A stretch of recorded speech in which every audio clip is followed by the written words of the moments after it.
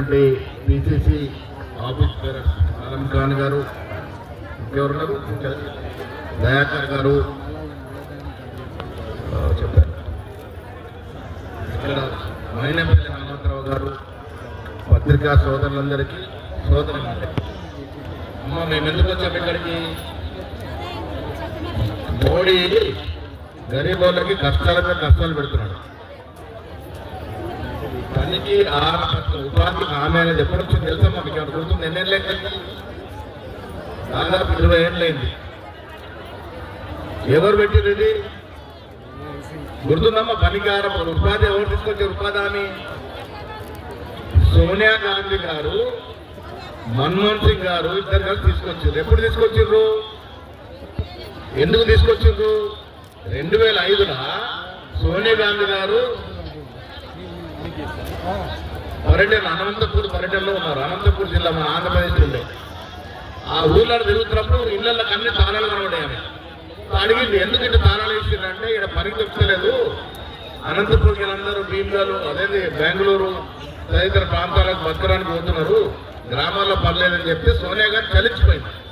తక్షణమే మన్మోహన్ సింగ్తో మాట్లాడి గ్రామాల్లో జీవించే ప్రజలకు పనికిలక వేరే వేరే రాష్ట్రాల పిల్లా జిల్లాలు వదిలేసిపోతున్నారు, కాబట్టి మనం ప్రభుత్వ పరంగా ఇక్కడికే పని దినాలు ఇవ్వాలి అని ఆ రోజు అంకురార్పణ చేసుకున్నటువంటి కార్యక్రమం ఉపాధి హామీ. మహాత్మా గాంధీ, ఎవరు మహాత్మా గాంధీ? గుర్తుపడుతున్నారు మహాత్మా గాంధీని? మన జాతి పిత, మనమే కాదు యావత్ ప్రపంచం గౌరవించుకున్న జాతి పిత. వారు ఏం కోరుకున్నారు?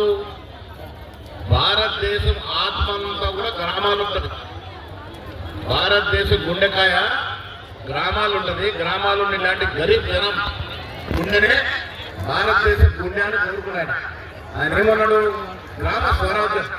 గ్రామాల్లో మనం పటిష్టంగా ఉంటే, గ్రామాలున్న బీద ప్రజలు 3 పూటల కడుపులో తింటే అప్పుడు ఈ దేశం సౌభాగ్యం ఉన్నట్టు. ఇవాళ ఏం చేస్తుండే మోడీ? మన పుట్ట కాదు, మన 3 బుక్కలు తిండి కాదు. ఆయన ఏం చేస్తాడు? అదాని అంబానీ రోజు బంగారు పువ్వులు తింటే చాలు, ఈ దేశం సౌభాగ్యంగా ఉండడం. మోడీ అమిత్ షాకి మన గోడు పడతలేదు.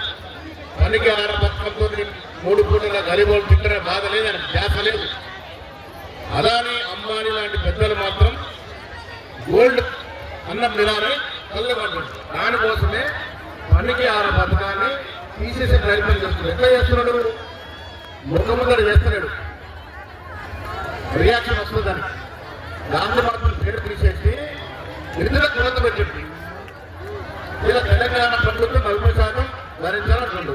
తెలంగాణలో కేసీఆర్ గారు 8 లక్షల అప్పు చేసి మన దగ్గర రుద్ది ఫామార్లు అనుకున్నాడు.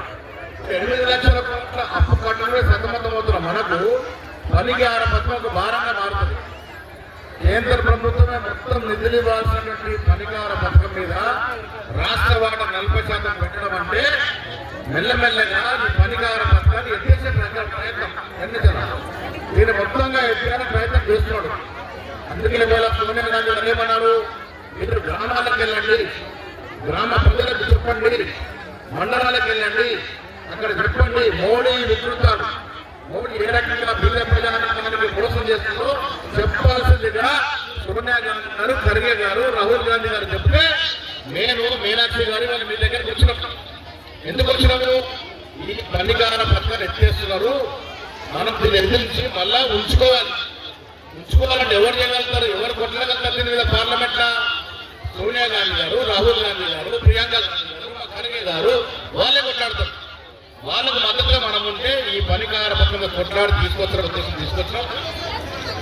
ఫిబ్రవరి 2 వస్తే ఈ పథకం స్టార్ట్ చేసి 20 ఏళ్ళు అయితే ఆనాడు మహాత్మా గాంధీకి పూజ చేసి ఈ పథకం ముందుకు పోవాలని కోరికలు కోరుకుంటూ ఉద్యమాలు ధర్నాలు చేయాల్సిన అవసరం ఉన్నది.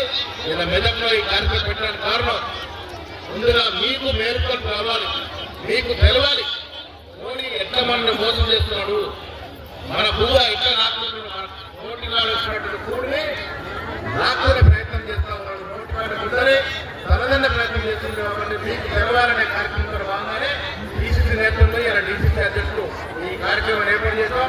మీ అందరికీ మద్దతుగా కాంగ్రెస్ పార్టీ ఉంటుంది. కాంగ్రెస్ పార్టీ మూల సిద్ధాంతం ఏంటమ్మా?